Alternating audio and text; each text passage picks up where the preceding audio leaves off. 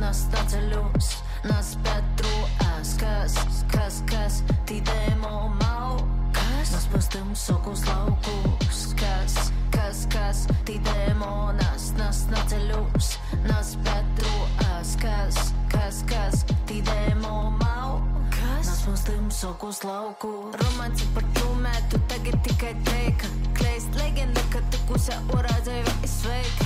Provokācija grobsta grib izvest un uz vēru, astā negrib jau asvēru, īpirmī soka, prasē cik toļi kritu, cik daudz. Kārtējo reizi man ir problēma ar aizmugurējām gaismām piekabēji. Laikam būšu atradis kādēļ. Kā man tas apnicis ir ar tām gaismām cīnīties. Labi. Mēģināšu te kaut kā iztīrīt to ārprātu, kas te ir. Un paskatīties, kas notiek. Es esmu zem piekabas palīdzis. Kāds skaistums. Mana sāga ar aizmugurējām lampām turpinās.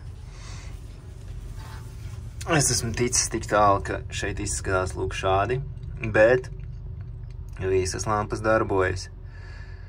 Stāsts īsumā ir tāds, ka šajā te dalītājā viss tur ir iekšā sapuvis, visi šie tie pini, uz kā uzspraužas štekers, tur puse ir nopuvusi, tie zobiņi, kā arī šajā štekerī, viņš te jau ir likvidēts. Te viņš ir, kādreiz visi vadi nāca iekšā šajā plastmasiņā, visi šie te terminālīši, kurus es biju domājis, ka es iztīrīšu. Tur bija tā, kam tas kareiz klāt, tas izbirst tā kā maizes drupačiņas ārā uz zemes. Nu, vārds sakot, viss sapuvis, un tad es sapratu, ka no šiem diviem štekeriem aiziet uz kreiso un uz labo luku, tur ir gaismas, bet signāls pienāk pa vienu štekeri, kas ir no šī vada, un tad es vienkārši savienoju tos vadiņus. Nu, protams, ka viss vēl jānoizolē drusciņ, lai pieklājīgāk izskatās. Nu, te gaters ir pilnīgākais ar tiem vadiem, un tur ir jāpārtaisa pilnīgi visi tie vadi, te tā nevar atstāt, tas ir pagaidu variants. Bet, nu, vismaz strādā. Nākošā nedēļa ir DOT Safety Week, kas nozīmē, ka būs ļoti daudz pārbaužu uz ceļa, un svēršanas stacijas aktīvi strādās, lampiņas, lai darbotos visas, tas ir mazākais, ko vajadzētu. Jā. Tātad ar kaut kādām nedegošām lampiņām braukt nākošajā nedēļā pa ceļu, tas jau ir spriedums parakstīts, var teikt. Un šī kastīte ir samērā interesanta.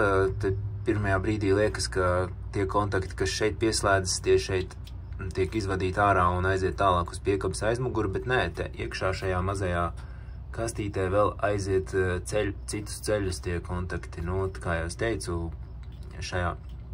pa šo kontaktu pienāk 7 kontakti no mašīnas, teiksim, no piekabas priekšas, un tad sadalās viņi uz 2, tur bremzes, pagriezieni, gabarīti, viss tas tur tiek sadalīts, masa, un kaut kā es te to visu savienoju. Nu ko, esmu noņēmies, rokas man izskatās šādi,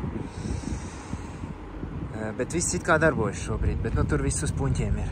Tur viss uz puņķiem, tur jāpārvelk pilnīgi viss tā elektroinstalācija, lai viss būtu kā pēc cilvēkiem. Viens tāds pamatīgs lietas mākonis nāca un neatnāca, kaut kā viņš izklīda. Vēdēšu šo dzelzes gabalu uz raktuvēm vai uz kompāniju, kas aprīko raktuves. Tepat netālu 40 jūdzes, pilsēta Delta, nedaudz uz dienvidiem no šīs pilsētas Great Junction, kurā es šobrīd esmu un atpūšos. Teorētiski atpūšos, bet īstenībā nodarbojos ar sīkiem remontiem.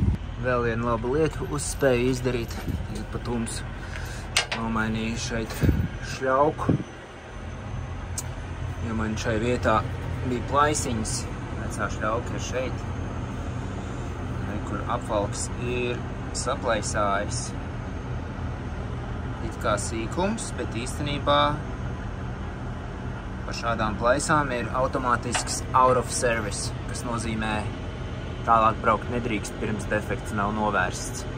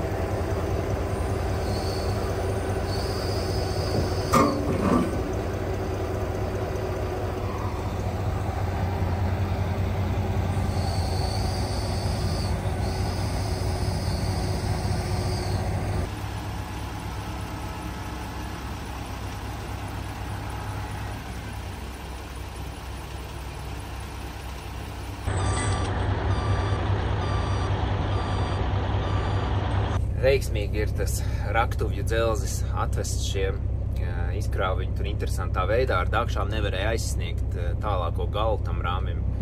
Un tad tur ķēdes, riņķī, tur tas viss tur svērās un skrapstēdam gāja tur tā izkraušana un bija mazliet stress, ka viņš man nenogāžās uz piekabas brīdī, kad viņš pacelts gaisā. Tas gan varētu kaut kāds bojājums nodarīt. Bet viss veiksmīgi tajā brīdī, kad viņi nobrauc no piekabas, manis pēc tas dzelzis var vispār riņķī apgriezties un ar kājām gaisā nogāzties uz zemes. Un tagad es braucu pakaļ nākamajai kravai. Es esmu pašos Kolorādo rietumos, man jābrauc atpakaļ uz Denveru, uz austrumiem 300 jūdzes, bet joprojām Kolorādo, kaut kur Denveras apkārtnē. Krava, kā jau titulu bildē YouTube'ā redzējāt, ļoti ekskluzīva, ļoti dārga. Katru dienu tādas neved. Kas tas ir? To es atklāšu tajā brīdī, kad es to kravu iekraušu. Pagaidām vēl pagaidām jūs vēl mazliet paķercināšu, kas tas tāds ir. Padomājiet, kas tas diez varētu būt? 1,7 miljonu cena. What?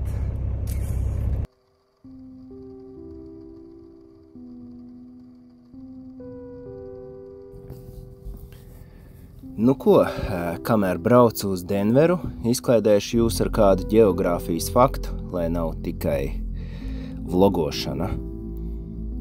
Vai tu zini, kas ir Continental Divide? Ja jā, tad tev respekta punkti no manis par ģeogrāfijas zināšanām. Ja nē, nekas, es arī nezināju. Vienā no pirmajām reizēm, kad braucu pāri kontinentam no krasta uz krastu, es pamanīju ceļzīmi Continental Divide. Un pēc tam es to ceļzīmi pamanīju arī pilnīgi uz cita ceļa, pilnīgi citos platuma grādos. Bija interesanti uzzināt, kas tas ir. Continental Divide ir robežlīnija, kas iet pāri visām Amerikām. Jā, nepārklausījies visām, nevis abām Ziemeļamerikai, Centrālamerikai un Dienvidamerikai. Sākas šī robežlīnija pie Beringa jūras šauruma. Kur tas ir? Tas ir vietā, kur ASV ir vistuvāk Krievijai, pašos Aļaskas rietumos. Un beidzas šī līnija pašos Argentīnas dienvidos, Andu kalnu sistēmas pašās beigās. Kas ir šī robežlīnija? Tas ir hidroloģisks dalījums. Hidro kas? Kristap, normāls esi? Viss ir diezgan vienkārši īstenībā. Uz rietumiem no šīs līnijas visas upes ietek Klusajā okeānā, uz austrumiem Atlantijas okeānā. Jā, es zinu, ka dažas upes ietek līcī, piemēram, video redzamā man blakus plūstošā Kolorādo upe ietek Kalifornijas līcī. bet Kalifornijas līcis ir piesaistīts Klusajam okeānam. Un, ja ļoti piesienās vārdiem, tad jau var pateikt, ka visi ūdeņi ir savienoti savā starpā, bet, domas būtību jūs sapratāt. Tātad, turpinot braukt pa 70. intersteitu, braucot pāri kalnu grēdai, augstākajā punktā ir Eizenhauera tunelis, kur tiek šķērsota šī Continental Divide robežlīnija. Kādreiz tunelī bija arī ceļazīme, kas informēja par to, bet to noņēma, jo tunels pārāk šaurs tik lielām zīmēm. Izbraucot no tuneļa, Kolorādo upi vairs nevar redzēt, jo tās vairs nav šeit. Bet pēc brīža ceļam pievienojas maza upīte ar nosaukumu Clear Creek. Ja pasakotai līdzi, tā vēlāk pievienojas South Platte River. Ja pasako līdzi tai kartē, tad tā Nebraskas štatā jau pievienojas upē ar nosaukumu Platte River, bez South, vienkārši Platte River. Tā savukārt pievienojas Missouri upei, un Missouri upe pievienojas Mississippi upei, kura beidzot ietek Meksikas līcī pie Ņūorleānas, Luizianas štatā, un Meksikas līcis ir piesaistīts pie Atlantijas okeāna. Ir pat vietas ar nosaukumu Two Ocean Pass, Vajomingas štatā, kur viena upe sadalās divās, un viena aiztek uz vienu pusi un otru uz otru pusi, attiecīgi Atlantijas un Klusajā okeānos. Lūk, ar tādu interesantu ģeogrāfijas faktu es gribēju padalīties un varam braukt tālāk. Ko es esmu iekrāvis to dārgo kravu? Viņa ir uzkrauta, piesieta. It kā gatavs ceļam, bet te tāds tas pasākums ir diezgan bailīgs. Bet es jums sameloju, jo man sameloja par to kravas cenu. Nav viņa 1,7 miljoni. Viņa ir 2 miljoni izrādās, jā.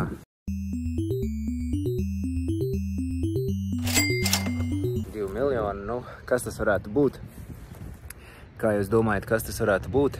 Tajā brīdī es jums atklāšu, kas tas ir, beigšu es jūs čakarēt. Tagad es jums pateikšu, kas tas ir. Tas ir Fords. Fords tas ir, jā. Fords ar kemperi. Fords ar kemperi uzkrauts, Forda kemperis. Vai kemperis uz Forda.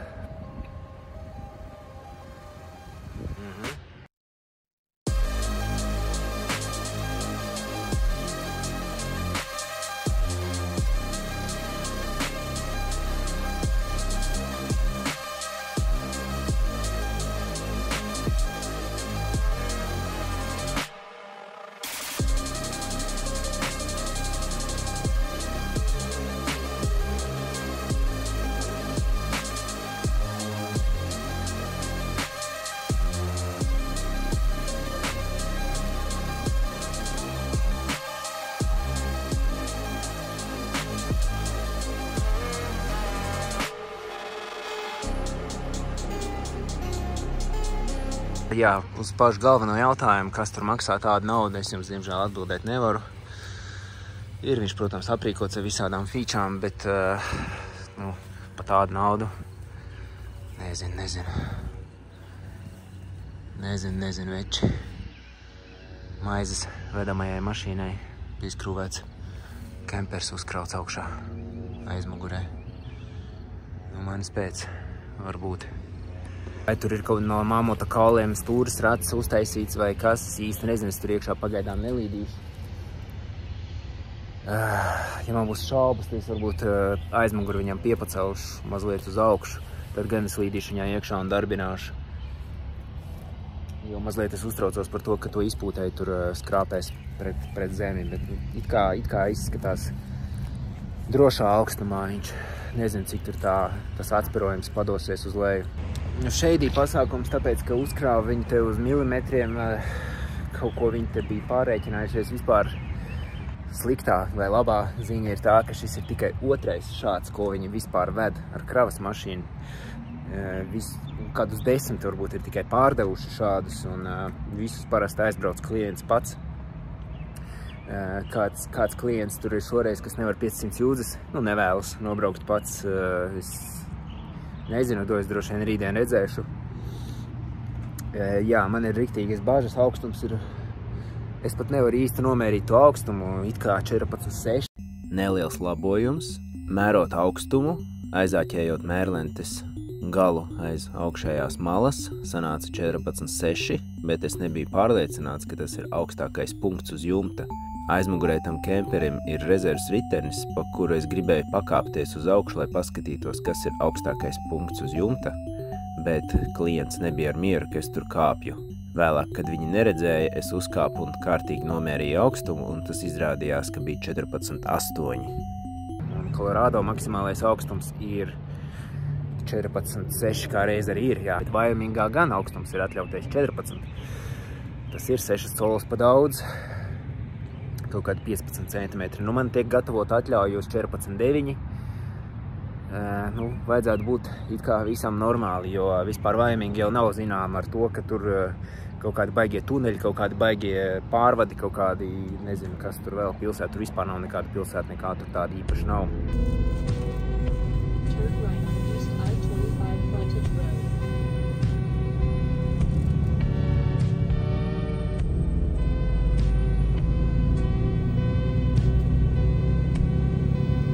Nosvēru ar to vērķi, sāriņš kaut kur 32,000 mārciņu, pēc papīriem vispār bija teikts, ka 25, bet labi, 32 arī nav daudz, un uz asīm viņš sēž ideāli.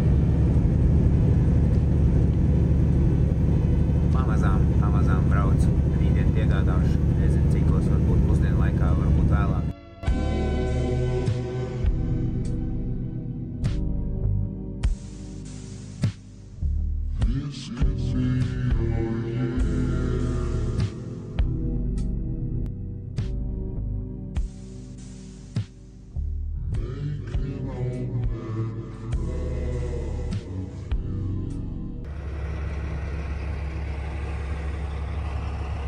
Atnāc paskatīties gaisa spiedienu,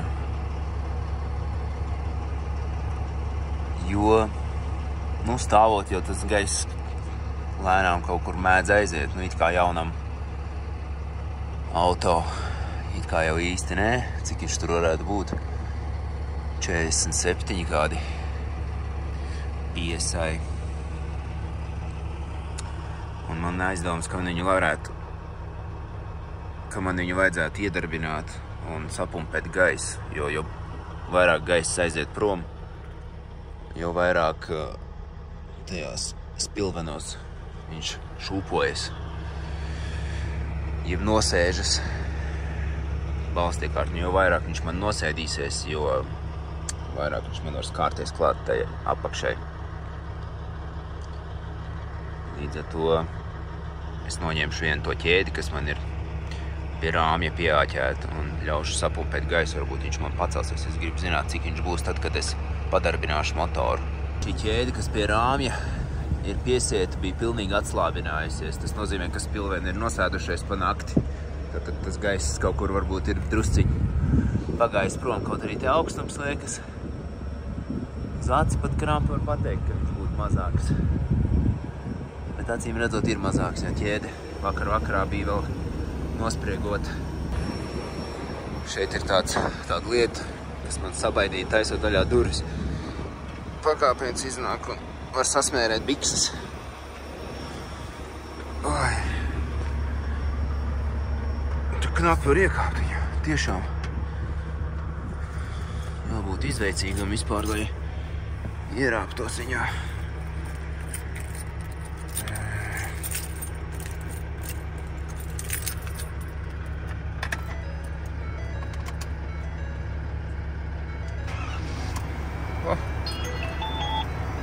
Dīzelīts uz goda.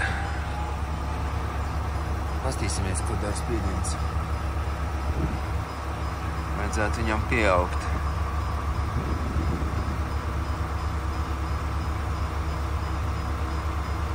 Jep, reiz iet augšā. Padarbināšu es viņu dažas minūtes, lai sapumpē viņš to gaisu. Jā, viņam spiediens ir kā īstam kraviniekam. 130 izrādās.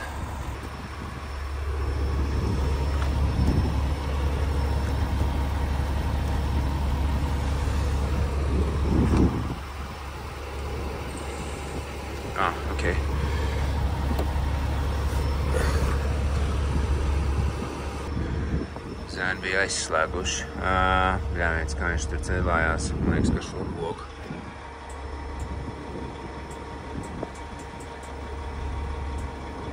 Jā, iet augšā vērītēm. Pastīšos, kā izskatās. Jā, tagad ir daudz drošāk. Varbūt pat drusciņi zemāk var nolaist.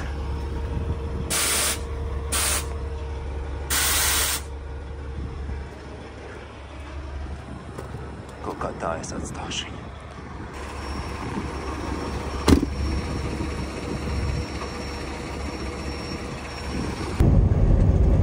Aizmirst laikam pavisam pateikt visā tajā uztraukumā par to kravinieku. Es viņu vedu uz Vajomingu, uz kaut kādu rančo, droši vien ļoti turīgs kaut kāds kaubojs. Labi, ka nav uz kaut kādiem austrumiem jābrauc, kur visādas lielpilsētas, visādi pārvadi. Vēl visādas lietas, kur var ar augstumu nesaiet, tuneļi, vēl nezinu kas. Labi, ka tas kempers ir jāved uz Vajomingu, kur nav vispār nekā, tur ir kur gotiņas tikai.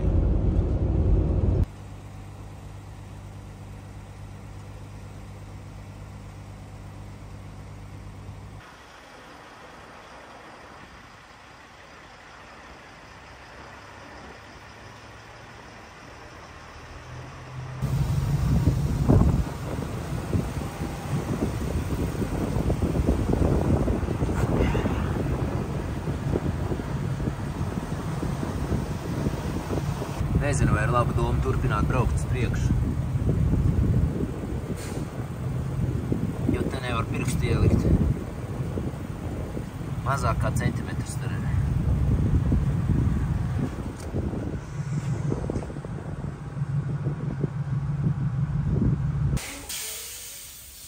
Kāds puscentimetrs kreisajā pusē vispār jau sēž. Iekab uz malas. Jautājums, vai es pat uz atpakaļ varēšu aizbraukt.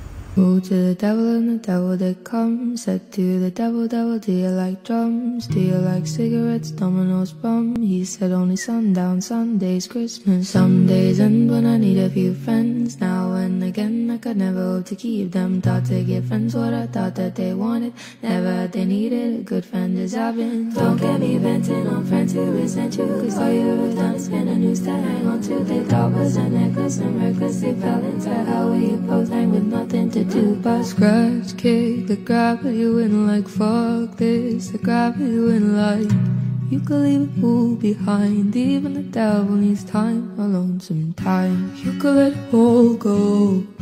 You could let it all go. It's called free fall. It's called free fall. Called to the devil and the devil said quit. Can't be bothered, better handle your shit. Keep about your wits, man, keep about your wits. Know yourself and who you came in with. Can I sit down? I've been hustling all day. I can even count how many souls I made off the same deal you on. Remember, the devil ain't a friend to no one but fun. You could let it all go. You could let it all go. It's called free fall. It's called free fall. Ok, kā jums šķiet, ko es šeit daru? Kur smagais stāv. Kāpelēju pa kalniem. Izklaidējos. Ar mērlentu rokā. Jautri. Ok, es nezinu, vai var redzēt, vai grūti pat dzīvē saskatīt. Re, kur zariņš ir. Es iespraudu te klintī zariņu. Tur ir 15 pēdu augstums. Tur ir 15 pēdas līdz zemē. Come on, tas zariņš ir daudz zemāk nekā tas tunelis. Tā. Un tur ir vēl 2 tuneļi pēc šī. Tādi paši. Tā, lai es neizklausītos pēc pilnīgi jolo čaļa. Man atļaujā ir rakstīts šis maršruts. Un atļaujā norādīts augstums 14,8. Priekšā zīme 14. 8 colas. Cik tas ir? Kā 20 centimetri. Man ir pa augstu. Es aizgāju līdz tam tunelim, es redzēju, kā daži smagie brauc viņam cauri. Nu, tādi, kas varētu būt uz 13,6 augstumu. Nu, tur rezerve ir milzīga. Pie tam, te satiksme ir tik maza. Nu, šobrīd kaut ko saskrēja mašīnas. Teorētiski es tur varētu izbraukt cauri, vienkārši pa vidu braucot. Vēl viens variants ir šajā te saliņā. Kaut kā ieparkoties atpakaļgaitā. Un āķēt viņu nost, braukt viņu nost un braukt viņu cauri tiem tuneļiem. Ko man liekas, ka nav vērts darīt, jo man liekas, ka tiem tuneļiem tur 3 tuneļi pēc kārtas. Un es domāju, ka es viņiem varu izbraukt cauri.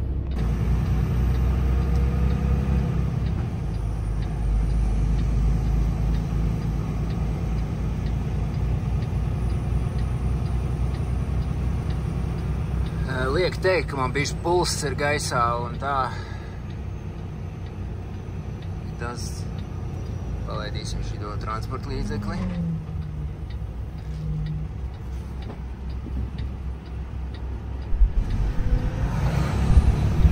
Nu, come on, te jāiet viņam cauri ir.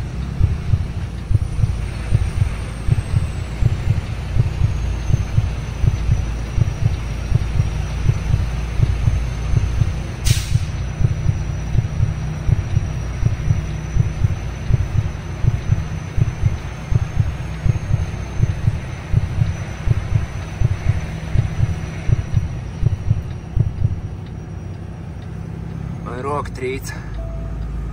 Es nevaru pat papilmēt normāli, kā man rokas trīca. Nē, nu es domāju, ka viss safe.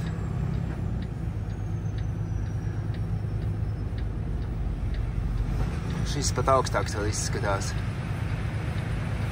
Acumērs, sūdumērs. Es domāju, ka normāli.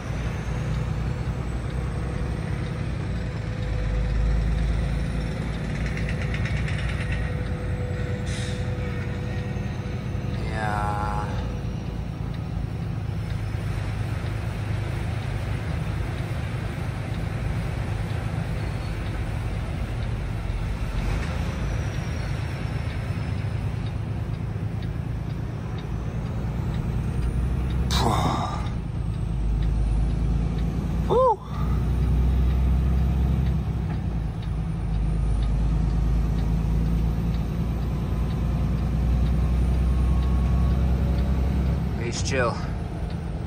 Vismaz nekādas skaņas es nedzirdēju, ka saules paneļus vai ģeneratoru vai kondicionieru vai ko tur noskūtu nost tas tunels. Es domāju, ka viss safe. Aizmirst laikam pateikt, telefonam zonas šeit nav pilnīgi necik. Rāda ārkārtas to vispār zvaniem pieejamību tikai.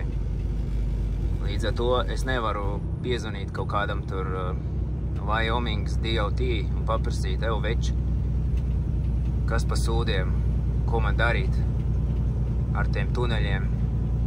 Es esmu atbraucis līdz tupikam un apgriezties vairs nevaru.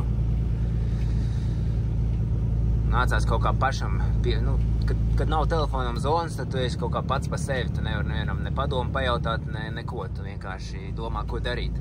Es redzu, man piekabi pleķē no visādiem te traipiem.